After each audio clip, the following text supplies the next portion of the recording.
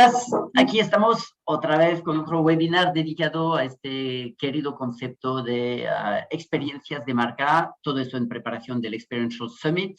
Analizará, como sabéis, pues todas las facetas del marketing experiencial, desde el tema de hoy, que es Customer Experience, hasta experiencias en eventos deportivos, en esports, en retail y en muchas otras esferas. Tema apasionante el de hoy, que es el concepto de experiencia del empleado y experiencia del cliente, que vemos en colaboración con DEC. Voy a lanzar la primera pregunta a Patricia Jiménez, directora de Marketing, Comunicación y un poco más en MetLife y miembro de la Junta de DEC.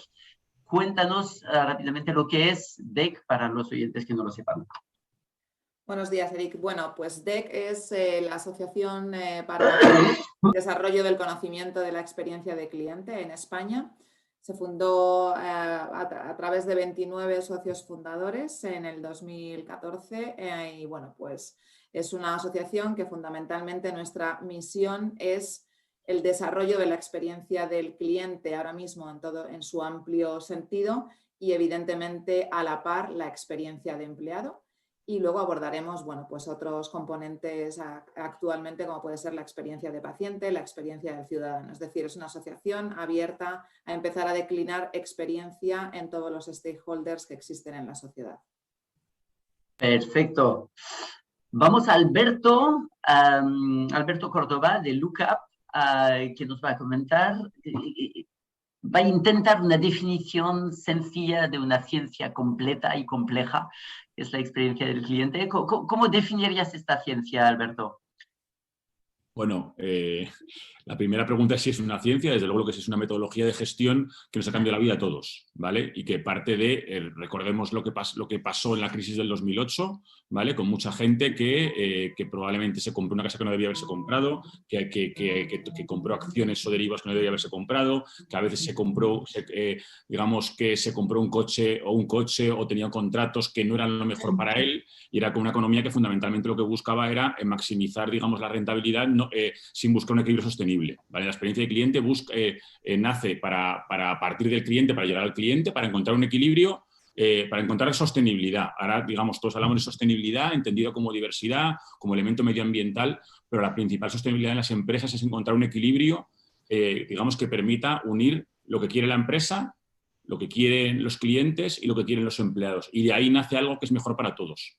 La experiencia del cliente y fundamentalmente es una forma diferente de hacer las cosas que permite ganar dinero a largo plazo, que es lo que necesita la empresa, conseguir que un cliente esté contigo durante muchísimo más tiempo y que satisfaga su necesidad mucho más allá de lo que la tenía, ¿vale? Y un trabajador mucho más orgulloso, más reconocido y que hace las cosas con más propósito. Con lo cual, digamos, llega algo que se queda y que no es una relación que se va. Vale, yo me imagino, se dice a veces que la experiencia la experiencia es el conjunto de todos los puntos de contacto, por muy mínimos que sean, con la idea de asegurar, entiendo lo que dices, una sostenibilidad a largo plazo, también el hecho de que simplemente el cliente o el empleado esté contento, que es la base de la sostenibilidad. Es algo así, es decir, vuestra ciencia toma, digamos, una línea del tiempo, las múltiples interacciones y asegura que todo esto sea coherente, sostenible, agradable. La noción de línea del tiempo es fundamental. Sí, y fundamentalmente la experiencia de cliente se trabaja a través de lo que Nacho Torre en un Viernes Deck le llamó la navaja suiza de Customer Experience, que es el Customer Journey, que te permite, estés en fase de atracción de cliente o estés en fase de compra, estés en fase de servicio, estés en fase de fidelización o incluso de baja, el siempre tener en cuenta qué es lo que quiere el cliente y unir lo que quiere el cliente y lo que te interesa a ti. Y por eso, entonces, lo que te marca el tiempo dentro de la experiencia de cliente es el Customer Journey.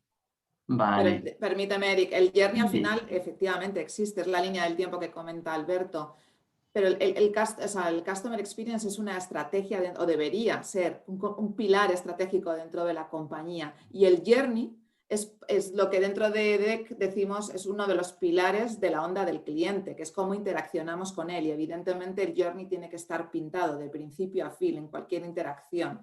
pero la experiencia de cliente, si me permites, es un punto por encima, ¿no? Es algo estratégico que debería existir en cualquier compañía que realmente trabaje para los clientes, ¿no? Y no solamente para ellos, sino teniéndoles en cuenta. Vale, Eric, perfecto. Vamos a... Si tú lees la visión con la que nace un Amazon en el 97 o con la que nace un Uber, un Airbnb en el 2009, el cliente estaba en el origen, en el propósito y en cada uno y en el centro de la estrategia de todas esas compañías nuevas, ¿vale? Sin embargo, en las de toda la vida, que venían, digamos, de los 50, de los 60, de los 40, el cliente era el final de la ecuación. Y sin embargo, en las que nacen hoy, ya nacen con un propósito que lo hace que esté verdaderamente en el centro de la actividad y que todo vaya dirigido a ello. A eso es a lo que se refiere Patricia. Entonces, por eso muchas de esas compañías acaban siendo customer centric desde el principio. Y si encima en una economía digital tienes todo digitalizado de principio a fin, pues es más fácil de tener ese control con un tracking real. Sí. Veamos ahora de forma concreta cómo esto se puede aplicar en un sector que es un sector de experiencia del cliente por excelencia, desde la web en la cual se reservan las habitaciones en muchos casos, hasta llegar al hotel, vivir la experiencia del hotel. Hablamos del sector hotelero, hablamos de Melia Hotels International, Clara, que es su responsable de experiencia del cliente. Concretamente, ¿qué tipo de pasos, qué tipo de acciones, qué tipo de componentes tiene vuestra estrategia de experiencia del cliente? Bueno, nosotros al final, para nosotros es importante que la experiencia de cliente sea, creemos experiencia memorable, ¿no? Entonces nosotros lo trabajamos apoyados en dos palancas fundamentalmente, ¿no? Que son producto y servicio. La parte de producto, al igual que, bueno, lo basamos apoyado en las 7 marcas que tenemos, ¿vale? Y al igual que tenemos una división patrimonial que gestiona los bienes inmuebles, que son los hoteles que tenemos en propiedad, tenemos una división de marcas que trabaja por velar por el valor de estas marcas en el mercado, ¿no? Hacemos análisis de competencia, hacemos sesiones de trabajo con clientes fieles donde intentamos entender qué es lo que está pasando en la sociedad, cómo está cambiando las necesidades y las preferencias de los usuarios, ¿no? Y adaptamos nuestro producto a esto, ¿no? Luego, por otro lado, también trabajamos el producto de una manera más tangible, ¿no? Que es todo lo que está relacionado con el diseño y con la arquitectura sensorial, ¿no? De nuestros hoteles. Y luego la parte de servicio, que por supuesto para nosotros es la más importante, ¿no? Y por la que queremos diferenciarnos de alguna manera, es la más importante y no tendría sentido si todo lo que he hablado de producto quedaría vacío si no está acompañado de un buen servicio. Al final, un cliente puede perdonar que no le funcione la ducha, pero nunca va a perdonar que no le hayamos hecho sentir especial, ¿no? Entonces, como decía, todo el producto, tenemos una serie de proyectos, ¿no? Como pueden ser los brand vision de la marca, ¿no? Donde estudiamos qué atributos vamos a ofrecer a los clientes. Estudiamos la voz del cliente, ¿no? Para poder argumentar y lanzar e impulsar inversiones de producto o de servicio también, de sistemas de digitalización, etcétera. Y luego, a nivel servicio, tenemos, por supuesto, como comentaba Alberto, el Customer Journey del cliente, donde lo trabajamos de principio a fin, el cómo inspiramos y cautivamos al cliente ya desde la reserva, ¿no? Es el primer touch point que tenemos con el cliente y para nosotros son momentos de la verdad que son imprescindibles, ¿no? Entonces, bueno, estos son algunos de los ejemplos que trabajamos, así como estandarizaciones de producto y de servicio. Vale, tiene una doble faceta, es una pregunta para ti, pero Sí. también para los otros tertulianos. Yo entiendo que hay una faceta muy importante de eficiencia, de rapidez, de no esperar, de encontrar la información fácilmente en la web, etcétera. Y iba a decir, para ser un poco burro, todo esto está muy bien, pero no emociona. Entonces, tenemos que buscar dentro de los objetivos de la experiencia del cliente o del empleado, está una eficiencia completa, pero también momentos de emoción. Entiendo que en un hotel, si entras y haces todo de forma fluida, está bien, pero a lo mejor vuelves a casa y ni te acuerdas del hotel, solo que todo ha funcionado muy bien. ¿Es importante estos subidones emocionales? Sí, sí, efectivamente. Es verdad que el primer touch point del cliente es la reserva, ¿no? Donde nosotros incluso ahí con las fotografías que utilizamos, el wording que utilizamos al describir los servicios, ahí ya intentamos incluso inspirar al cliente, pero evidentemente no es lo mismo que tener un servicio directo, ¿no? Un punto súper importante para nosotros es el arrival del cliente al hotel, ¿no? la arquitectura sensorial que hay en ese momento, si es por la mañana o por la tarde, la arquitectura sensorial es totalmente diferente, ¿no? Y tenemos estudiado absolutamente todo, desde cómo llega el cliente a la puerta principal, si llega en coche, si llega andando, quién le coge las maletas, quién le recibe, cómo le redirigimos a la recepción, qué fraseología utilizamos en esa recepción. Y entonces en lo que sí que estudiamos muy bien también es que queremos que en todos ese viaje del cliente y esos puntos de contacto con nosotros haya un vínculo emocional de ese cliente con la empresa, ¿no? Y la historia de la empresa, del cliente con la historia del hotel, ¿no? En nuestro hotel, incluso del cliente con la historia de las personas, ¿no? Que creemos que esa es la parte más emocional y con lo que el cliente al final se va. Sí, lo que es emocional tiene que ser humano sí o sí. Es decir, Sí. por muy maravilloso que sea, no sé, incluso un regalo en la habitación está bien, pero si hay el toque humano es lo que crea Bueno, la parte diferencia. emocional efectivamente está toda relacionada con el servicio. Es verdad que oye, trabajamos esos detalles, ¿no? que decías de la Arrival, porque para nosotros es un punto muy importante también que quizás es momento de la verdad, es para el cliente, pero realmente lo trabajamos más nosotros, es el pre-arrival, ¿no? El tener toda la información posible del cliente antes de su llegada a través de una serie de sistemas que tenemos, ¿no? Y entender sus necesidades, preferencias, bueno, todo lo que pueda necesitar para hacer la estancia lo más personalizada posible y poder sorprender al cliente. Vale, hemos entrado, acabas de hablar de datos, de personalización, de saber exactamente cómo es. Alberto, esto es la nueva clave, la noción de personalización, la noción de entender bien al público y de crear experiencias personalizadas. Entiendo que históricamente pues querías una experiencia un poco personalizada, pero sobre todo coherente.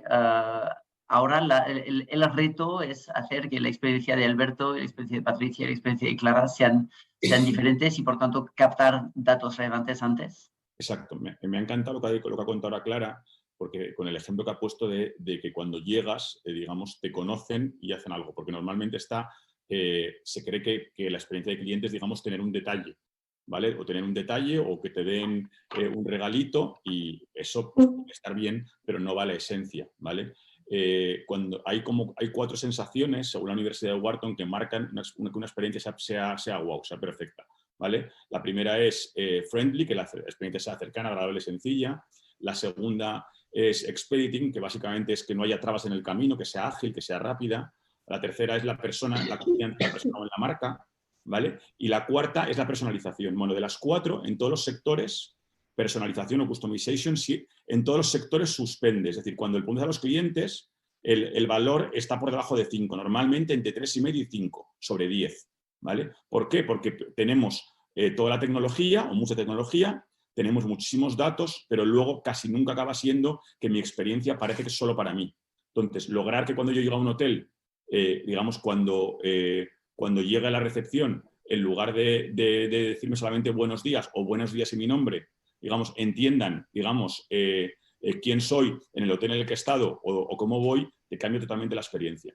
¿Vale? Nosotros, por ejemplo, trabajando con Iberia, que nos dimos cuenta, ellos querían trabajar una experiencia personalizada y eso suponía algún wow, por supuesto, y conseguimos algún wow, que luego te cuento alguno, ¿vale? Pero una clave era, por ejemplo, que los viajeros que viajaban en conexión, había algunos que estaban muy perdidos. No es lo mismo el que te lleguen y te pregunten si vas a ir a algún destino, ¿vale? A que te llegue el sobrecargo, digamos, o sea, que tienes la información en tu iPad del siguiente vuelo y te diga, sé que ahora va a ir a este destino, que sepa que dentro del aeropuerto tiene que ir según sale hacia la derecha por esas puertas. Eso hizo que el NPS se disparara, porque es algo que evidentemente no esperaba. Evidentemente no se podía hacer con todos los pasajeros, pero sí con los pasajeros que consideraban de mayor valor, que fundamentalmente eran los de business o los de platino. Y eso daba evidentemente un nuevo propósito a las personas y era, en lugar de que el objetivo es llegar al destino, es que además disfruten del viaje. Vale. Patricia, tu punto de vista sobre esta pareja de los datos y la personalización es, como dice Alberto, un tema especialmente complejo. Entiendo que es un punto en el cual muchas empresas suspenden. Es la próxima clave de la experiencia, el hecho de que cada uno se sienta profundamente entendido por su marca. Para mí es la clave. Si me tuvieras que preguntar por algo que me parece que es clave para avanzar en esto, son los datos. Y estoy totalmente de acuerdo en lo que han comentado Clara y Alberto. No solamente en el momento actual para personalizar la experiencia de un cliente o de un usuario con una organización, sino también a futuro para poder estudiar modelos predictivos, ¿no? O sea, si yo me ciño al sector seguros, ¿no?, al que pertenezco, evidentemente lo que más nos demandan hoy por hoy los clientes, los usuarios, en esa personalización es ¿por qué tengo que pagar yo lo mismo que otro cliente si a lo mejor llevo una vida mucho más saludable? Pues esos datos, en la manera en que puedas recabarlos, en esa manera que puedes monitorizar un estilo de vida saludable de un cliente, nos debería permitir a las compañías de seguros adaptar el precio a ese estilo de vida, porque evidentemente una persona que previene, que se protege, pues la esperanza de vida debería ser superior que otra persona, ¿no? Entonces, evidentemente, datos, analítica de datos para personalización, pero también para trabajar en modelos predictivos que se adapten más a mejorar esa experiencia del cliente, sin duda para mí es clave. Vale, hemos hablado, el título del webinar habla de experiencia del cliente, pero también pone experiencia del asistente, porque al final entiendo que es una ciencia que se aplica, como decía Patricia, pues a muchos tipos de stakeholders y los empleados son uno fundamental. Este tema de datos se aplica también a la experiencia del empleado. Una doble pregunta, ¿se aplica también? ¿Y hay recelos en el hecho de que te vamos a ofrecer una experiencia personalizada, pero antes de eso vamos a buscar muchos datos sobre ti, vamos a medir una serie de cosas sobre lo que haces online o lo que haces en tu trabajo? Doble pregunta para, no sé, quizás Alberto, Bueno, se aplica la experiencia del empleado y es delicado. Sin duda, sí. O sea, si algo quieres que se tome en serio en una compañía, mételo en la estrategia y sobre todo gobiérnalo con datos, porque si no, acabará todo el mundo teniendo una opinión y más sobre un tema tan sensible a las opiniones como son las emociones de los empleados. Entonces, por supuesto que sí, ¿vale? Y además es muy fácil recabar datos de los empleados, no requiere ninguna complejidad logística para hacerlo. Y los empleados, o sea, normalmente el nivel de respuesta es altísimo, ¿vale? Nosotros trabajamos en experiencia de empleado desde hace ya como 5 años, pero ahora concretamente estamos trabajando en bastantes proyectos que lo que unen son las dos cosas. Unen experiencia de empleado y experiencia de cliente y ver el salto real, ¿vale? Por ejemplo, en el foro de experiencia de cliente que hicimos en septiembre nosotros, contó Mercedes Almendro de Mau, digamos, los resultados que les estaban generando el trabajar las dos disciplinas juntas, ¿vale? Y habló, por ejemplo, cómo había mejorado el NPS, el ENPS de empleado, había subido y había conseguido más 58, cuando la media nacional es más 16. Habían conseguido, gracias a eso, esto era un proyecto con toda la red comercial, 500 personas, habían conseguido duplicar el uso de herramientas, es decir, los empleados se habían digitalizado. Habían conseguido cumplir su modelo, digamos, de relación comercial 8 puntos más, de 58 a 66%. Habían conseguido que el cliente sintiera que le aportabas mucho más, de 7,1 a 7,8, y la satisfacción con las personas pasara de 7,6 a 8,1. Habían reducido el porcentaje de clientes que se fugaban en el equivalente en Customer Lifetime Value a casi 1.000 millones de euros. 1.000 millones de euros, y habían conseguido aumentar en cuota 4 puntos de cuota. Es decir, que tiene todo el sentido pensar desde el empleado, pero concretamente desde el día a día de su empleado, ¿vale? Y específicamente en algunos roles. Yo no trabajaría la experiencia de empleado solo en global, es muy importante trabajarla colectivo a colectivo. Y el colectivo, como te puede decir Clara perfectamente, de la gente que trabaja en un hotel, es distinta a la que trabaja en oficinas, ¿no? Y el colectivo, o distinto a un colectivo, que por ejemplo es muy típico en seguros, que son los mediadores, que son redes externa, pero que tienen unas componentes muy claras. Entonces, nos recomendamos trabajarlo, pero sobre todo trabajarlo colectivo a colectivo, porque en global las conclusiones a veces son demasiado generales. Y la vida de un comercial que se levanta a las 8 de la mañana y vuelve a su casa a las 8 de la tarde, después de estar en 40 igual hospitales distintos, porque es un delegado de farma, no se parece nada al que va a una oficina o al que se queda en su casa en audios. Perfecto. Has empezado a dar datos, que era una de mis preguntas. ¿Cómo se mide el éxito? Yo entiendo que un proyecto de experiencia del cliente, stakeholder, empleado, lo que sea, hay muchos tipos diferentes y seguro que habrá métricas diferentes, pero en general, ¿cómo se mide, cómo se demuestra, cómo se analiza la eficiencia de un proyecto de este tipo? Has hablado de NPS, Clara, ¿es lo que utilizáis en hoteles? Sí, ¿Manda sí. mucho el Net Promoter Score? Net Promoter Score, sí. Además es un KPI que es generalizado para las diferentes empresas, ¿no? No solo la nuestra. En nuestro caso, para nosotros, como comentaba antes, es un punto clave, ¿no? Para desarrollar proyectos, el entender y escuchar la voz del cliente, ¿no? El qué nos dice y cómo podemos mejorar. Nosotros lo hacemos a través de una herramienta con la que trabajamos en Meliá, ¿no? Donde medimos dos bloques. Por un lado, cuál es la reputación de nuestros hoteles, ¿no? Que es, oye, cuál es el valor, cómo nos valoran los clientes en online travel agencies, en webs, en redes sociales, TripAdvisor, etcétera. Y luego tenemos otro bloque, que es un bloque de satisfacción que es interno nuestro, ¿vale? Los clientes, cada vez que marchan del hotel, nosotros mandamos un cuestionario de satisfacción. Entonces medimos estos dos puntos, el retorno de las experiencias, como lo llamamos nosotros, porque al final creemos, y de hecho está demostrado, ¿no? Hay un estudio de la Universidad de Cornwall que dice que los índices de reputación altos impactan directamente la cuenta de resultados de un hotel, ¿no? De hecho, el tener una reputación entre 4 y 5, cuando el valor va del 1 al 5, genera más del doble de conversión. La conversión es cuando entras en una página web y cristalizas la reserva, bueno, pues genera más del doble de conversión que toda aquella reputación que está entre 1 y 2,9. E incluso en lo relativo a ARR, a precios medios, el tener un punto más en la nota global de reputación se correlaciona directamente con subir hasta un 9% el precio medio de la tarifa diaria del hotel, ¿no? Entonces, para nosotros es clave el escuchar, entender, establecer planes de acción, ¿vale? Y desarrollar producto, desarrollar servicio para aumentar esta reputación del cliente. Vale. Patricia, ¿NPS Pues, también?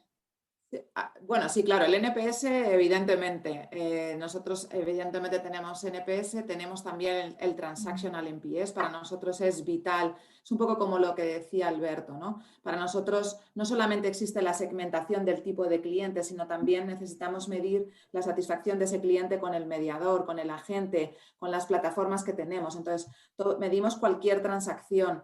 Para nosotros en el sector seguros, en el journey es importante la compra, pero también es importante, también, como decía Clara, el discovery, ¿no? Nos están descubriendo y antes de contratar, pues cada vez más se utilizan métricas también ligado a la reputación que tenemos online, ¿no? Los Google Reviews, el Trustpilot, cada vez todo ese tipo de métricas son más importantes y más relevantes a la hora de que un usuario tome una decisión de compra.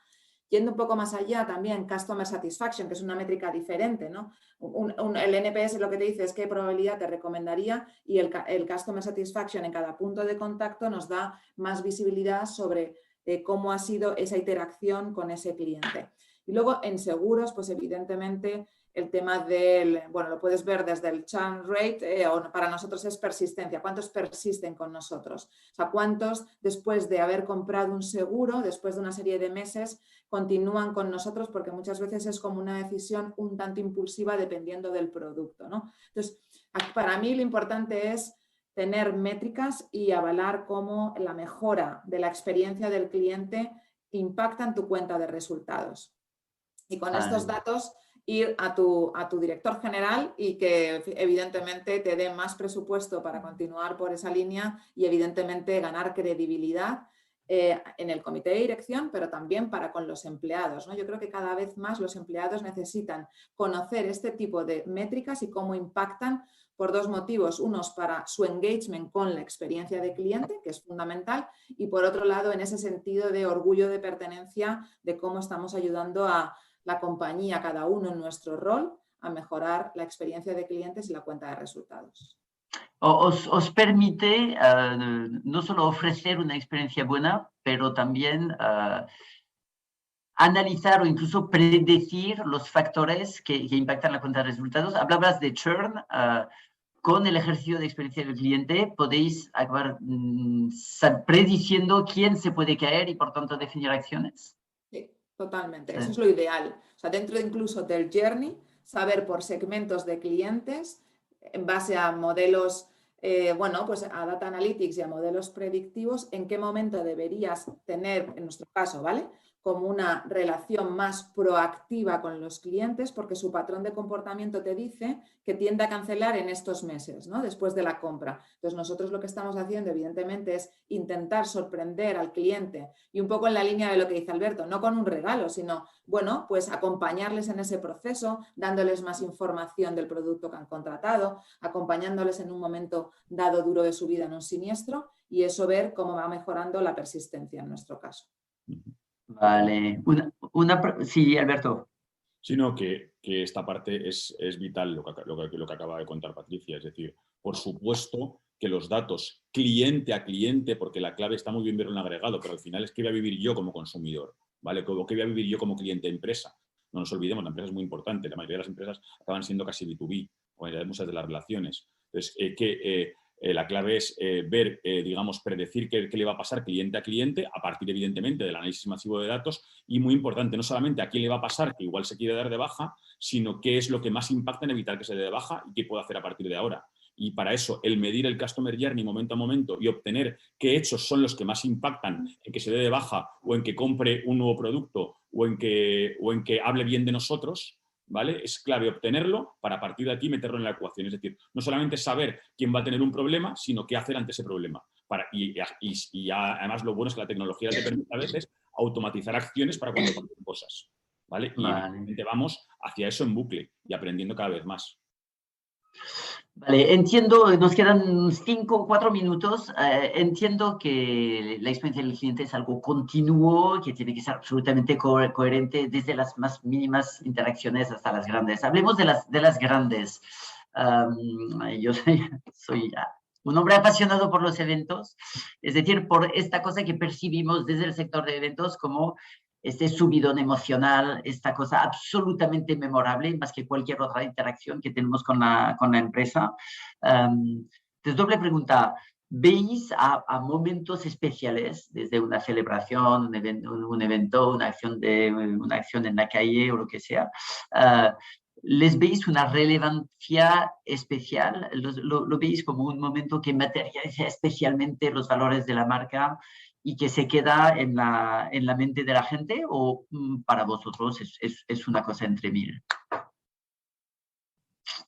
Yo, en mi opinión, y siendo muy breve, que nos quedan 3 minutos para que podamos dar nuestra opinión, sí, evidentemente. Yo creo que ese mundo presencial, ese momento experiencial de un evento es algo que hay que considerar, pero vuelvo a lo mismo, dentro de tu estrategia y es el por qué y el para qué y para quién. O sea, no vale esto para todos. Y sobre todo, mi único consejo para la audiencia sería: experiencia de cliente no es tener este tipo de campañas promocionales o experienciales. Experiencia de cliente es una estrategia donde evidentemente estos momentos experienciales son claves, bien definidos en el para qué y por quién. ¿Vale?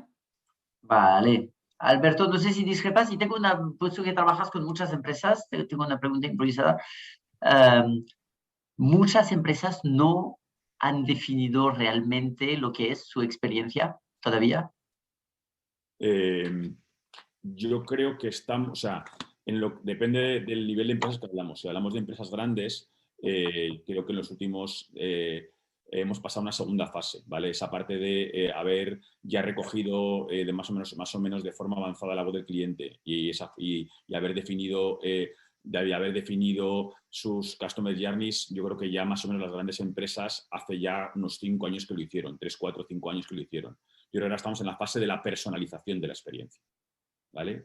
Vale. El hacerlo segmento a segmento y sobre todo el utilizarlo para casi cualquier reto que aparece dentro de la organización, ¿vale? Y utilizar el Customer Journey, la experiencia del cliente, como estrategia para hacer realidad ese reto. Vale, perfecto. Yo creo que cuando se inició la experiencia del cliente se hizo muy bien, ¿vale? Y eso yo creo que es un mérito de todos los que están aquí, de todos los que están aquí, que se le dio importancia, se le dio relevancia y se ha actuado muy bien y se ha hecho que verdaderamente ganar con hechos, digamos, la relevancia que tiene como forma de gestión que cambia la vida de la gente. Y creo que con la experiencia de empleado, que está empezando mucho más ahora, hay que conseguir lo mismo, que no sea tan claro qué pasa. Perfecto. Para una última, hemos vivido una pandemia, hemos redescubierto que somos humanos, criaturas sociales, que no hay nada tan bueno como una caña con los amigos. ¿Os parece que en una época de call centers, de bots y de cosas, no ni de call centers, de bots y de vete a nuestra web, el factor humano, la disponibilidad de gente para atender a una persona va a tener un valor especial en los próximos años? Clara. Sí, bueno, obviamente, como decía, nos vamos adaptando, ¿no?, a los tiempos en los que vivimos. Y es verdad que nos vamos adaptando, o por lo menos en nuestra casa, a toda la automatización de procesos, digitalización, etcétera. Pero sí que es verdad que nosotros vamos avanzando en este sentido y lo trabajamos, pero sin olvidarnos nunca de la parte de servicio. Para nosotros es súper importante, es clave, ¿no?, en nuestro trabajo y en nuestro sector. Y todos los avances que hacemos y que vamos haciendo de sistematizaciones, etcétera, nunca nos olvidamos de ello y lo metemos en absolutamente todo. Entonces sí, absolutamente, sí que creo que el servicio sigue estando ahí y esa cercanía la sigue necesitando al final la gente, ¿no? Es lo que te hace un poco diferente. Vale. Y además está conectado, o sea, es que el servicio de la digitalización no son dos cosas distintas, están súper conectados, especialmente si pones elementos para que se unan. Por ejemplo, en Quirón Salud, que más o menos en España, de cada 2 niños que nacen en hospitales privados, uno nace en un hospital de Quirón Salud, ¿vale? Pues en Quirón Salud, que vimos cuando hicimos un proyecto para embarazo y parto, lo que vive una mujer cuando en todo su embarazo y en el posparto, que es muy importante, y lo que pasaba era que cuando su experiencia cuando estaba en el hospital era muy buena, pero cuando estaba en casa se sentía sola y después del parto, en ocasiones, y es un tema estadístico, había una cierta depresión posparto, ¿vale? Una cierta soledad posparto.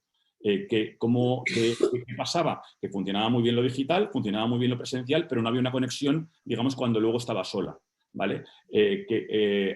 Introdujeron un nuevo servicio que se llama Matrona Assistant, una especie de persona que te acompaña de forma multicanal, pues por WhatsApp, por mail, por teléfono, ¿vale? En ciertos momentos y lo sigue de forma proactiva. Bueno, han mejorado su NPS de forma clarísima y han aumentado la cuota de partos. Es decir, ¿cuántas mujeres? ¿Por qué? Porque hay una persona que te acompaña para decisiones tan sencillas como cómo hago el primer baño a mi hijo, ¿vale?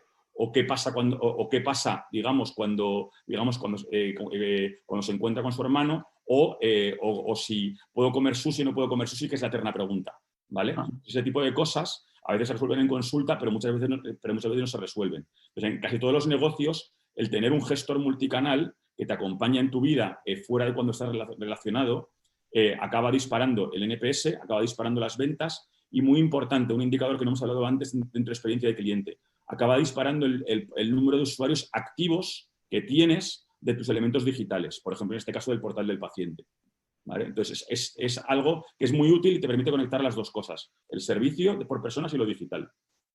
Vale, fantástico. Esto me lleva a una última que tengo que hacer. Hay una dimensión científica, hay una dimensión de estrategia de marketing, que entiendo que para Patricia es un punto casi central en la estrategia de marketing. Habrá mañana necesidad de conocimientos, obviamente en Quirón Salud el conocimiento psicológico es especialmente importante, pero penséis que para casi cada marca tendremos que poner más especialistas en ciencias sociales, en psicología, en sociología, en antropología. Nos falta todavía conocimiento de lo que pasa aquí dentro, en nuestro cerebro, cómo reaccionamos, cómo nos motivamos, qué nos emociona. Yo creo que todos este tipo de conocimientos evidentemente ayudan y son vitales cuando hablamos además de comportamientos o de conductas, ¿no? Entonces, todo suma. Y evidentemente la psicología, la sociología, la antropología son ciencias que cuando hablamos de experiencia de cliente, cuando hablamos de experiencia de empleado, pues son factores importantes a considerar. Yo creo que efectivamente, antes hablábamos de los datos y de los modelos predictivos, pero esa parte social, humana, que aporta y que entiende mejor el comportamiento del cliente siempre ayuda. Pero para mí también lo que ayuda siempre es tener un programa de voz de cliente. Al final no hay nada como involucrar al cliente y conocer de primera mano lo que opina y lo que espera de una compañía X. No es lo mismo lo que espera un cliente de la digitalización en el sector seguros y el para qué que lo que esperan de la digitalización de un sector como puede ser el turismo. Y entonces vuelvo a lo mismo, es que es fundamental escucharles. Hay clientes que están encantados reservándose una habitación de hotel por una web y sin embargo en el sector seguros tan solo el 25% de los usuarios más avanzados contratan un seguro online. Entonces, al final, para nosotros, el modelo presencial, nuestros mediadores, nuestros agentes, son vitales para atender lo que el cliente espera del sector. Clarísimo. Pues mil gracias, ha sido apasionante, se me ha hecho corto. Patricia Jiménez, MetLife y DEC, Clara Mahilo de Melia Hotels Internationals y Alberto Córdoba de Lookup. Mil gracias, nos vemos en el Experiential Summit, ex-summit.com y fantástico, nos vamos un poquito más sabios después de ese webinar. Mil gracias. Gracias a vosotros. Hasta luego. Hasta luego.